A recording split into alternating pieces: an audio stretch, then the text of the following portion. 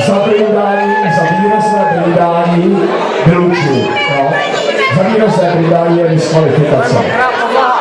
Za výrazné brindání. U vás nemám obavy, vy jste nebrindal, jak jsem viděl. Vy jste nerada předávala ten tuplák všichni. Tak, jste připraveni? Jste připraveni? 3, 2, 1, teď!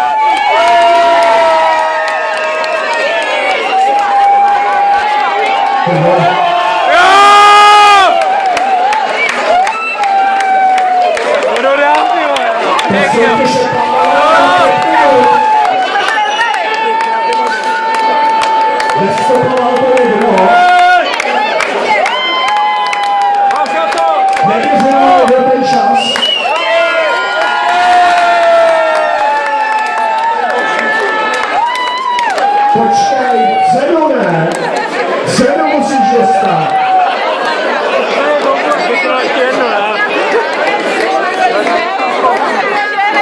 Jak jsem byl v postu, já jsem byl někdy a takovýhle soudek Svijanské 13. To nejrychlejší.